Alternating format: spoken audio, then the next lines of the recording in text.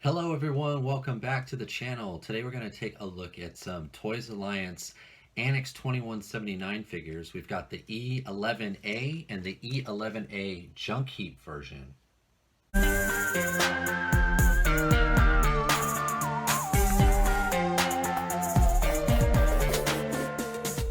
to the party, pal! Okay, so like we always do, we're going to quickly look at the packaging here. And we've got the regular E-11a and the Junkheap version here on the right. And they both have, pretty nice artwork here. I'd say it's nice. It's not the Anubis, it's not the Rakasha box art, but it is pretty nice. I think I prefer the Junkheap version a little bit better. You can see the similarities and the differences in the artwork here. Obviously the different heads with the different hair, and of course the bodies are painted different. I think I like this version a little bit more, the colorful one, than the just sort of the plain Android type. But they both look pretty good. Like I mentioned in my haul video, I do have a few more of these on the way. I did hope to have 3 versions of this one, and I think 2 versions of this one here. So the sides of the box, pretty much the same color, same dynamic. Here on the back, you can see the regular version really only comes with an extra pair of hands, while the Junkheap version does come with either A, B, or C weapons there. It looks like it's 2 blades, 2 guns, or a gun and an electric prod, it says here. And this is a sticker here over the top, why this one is not. I know when they first announced this figure, they said it would come with all of these, and they came back about a month or two before and said, you know what, that was a mistake. It's random. You're going to get an A, B, or C in the box. You don't know until you open it. And that was really the reason I bought 3 or ordered 3 the first time, was I wanted to have one with each of these weapon setups. But now, not knowing what weapons I get, I don't know if I could still do that. I may end up with all A's or all B's or all C's, or just an A and a C and not a B, but we'll find out when I get those other 2 that should be arriving any day now. I think that I probably might mix and match some of these pieces a little bit because they are the same bodies. I'm not quite sure what I'm going to do with that yet. But that is the box, guys.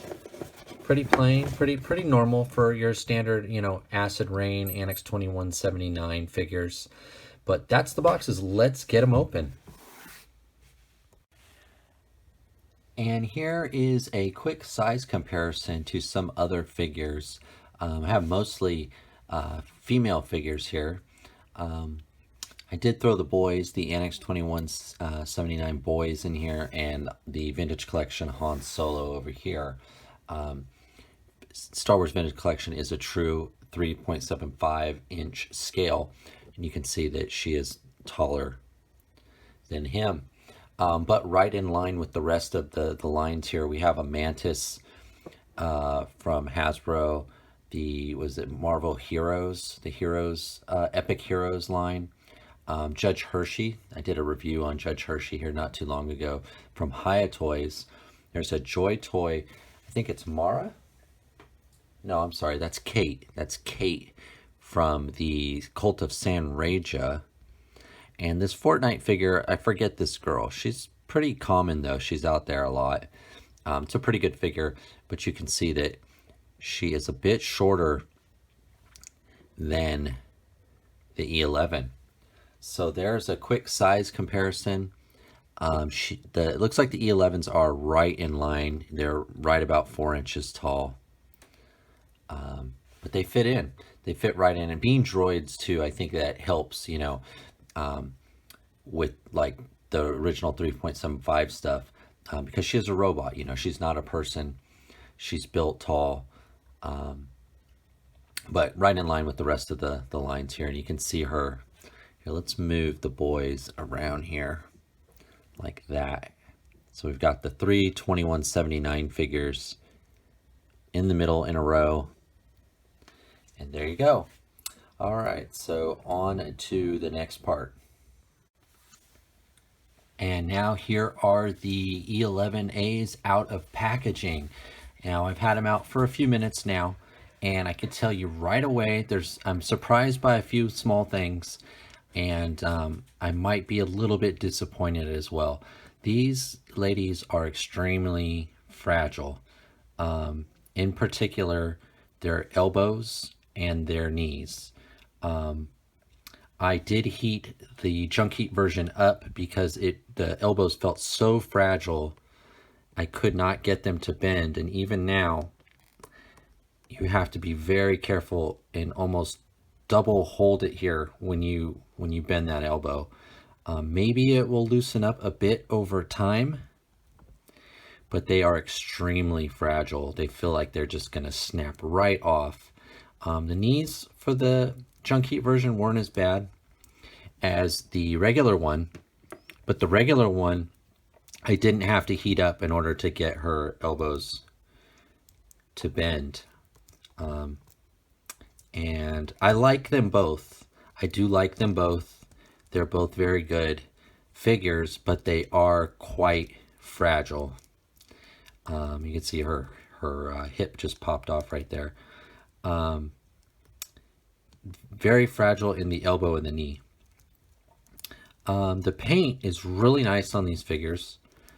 Let's start with the Junkheap version, because I think I'm most surprised by her.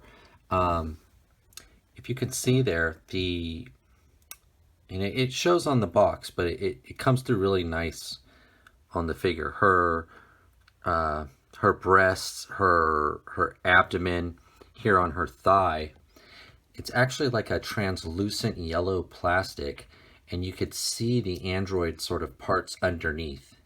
It's really nice. And her overall, her paint, her sculpt, I mean, both of them, they're very attractive ladies, so to speak, very shapely. And both of their heads are extremely well done. Very nice. This plastic, this sort of yellow transparent plastic, is also the same on the blades, which is really cool. Really nice touch. You can see there. It's like a yellow translucent plastic with a metallic purple hilt. Both of them. They do seem, both of them, I know they're not humans, but they do seem like their hands are a bit oversized. The length of their fingers and the hand, as I put my big hand here in the video, they do seem like they're a bit larger than they would be for such a small lady. But this is not, a person. This is an android. But overall, she's really nice. It's got great, sculpting and paint throughout. Even looks like some kind of sort of writing there on the thigh. I think it says next. Actually, can't read that. Next Aider. Can't really read what that says. But very nice. The weapons, I didn't realize they were that same. They matched this sort of translucent. That sculpt underneath there is really cool. It reminds me a little bit of the Mandalorian Fennec Shand, the mods, where she's, kind of a complex droid robot underneath her clothes. Cybernetic. This one, she has a wonderful face. Her face is actually much nicer than I thought. This sort of, I'm not sure what color that is. It's like a blue, like a sea blue, sea green. It sort of bleeds into her face a bit on her cheeks. I don't know if that's coming through on the camera. It sort of bleeds through where, like most figures, if you had, paint bleeding, you would probably not be happy with that. But I think it was intentionally done on this figure because of the opaqueness of her skin tone. She also has that writing here on the thigh. And again, there's the E-11a on her, below her belly button there. Very nice figures, though. They look great. They can articulate really well. It's just the fragility of these elbows and these knees. Everything else seems pretty good. That popping off of the thigh, that's the first time that had happened. Didn't happen on that version at all. It's kind of odd too when the figure is sort of naked like this. When you do those sort of poses and the the figure opens up, so to speak, here on like the side, it seems more noticeable. Not, you know, it's not a bad thing. Where when it's sort of a darker color, like here, doesn't seem to be quite as noticeable. It's easier hidden. Overall, though, they're good figures. I think I'm just a little disappointed in how fragile they are. Oh, this is important too. She does have, both of them, have a traditional butterfly joint here in the shoulder. Just like you would get on a Marvel Legends or something like that. A very traditional butterfly joint, which is nice to see at this scale. You rarely ever see this at 1/18. But I know it's fairly standard in, you know, vintage or Black Series, the Star Wars Black Series, and Marvel Legends, and even some McFarlane's. I think the DC Multiverse stuff, and G.I. Joe Classified, and so on. I could keep going on, but you just don't see it that often in 1/18, and so it's nice, and they hit it very well. On both these figures. In fact, I didn't see it there until I started moving her around. And you know, these are both the exact same bodies, articulation's exactly the same. Only the head and paint job are different, and the accessories.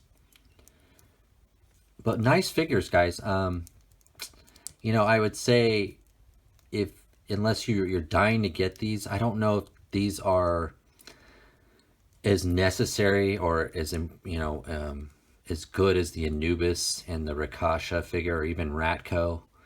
But the fact is, with Acid Rain and, you know, Annex 21, anything Toys Alliance, they never really go down in price, and they just get more expensive and harder to find.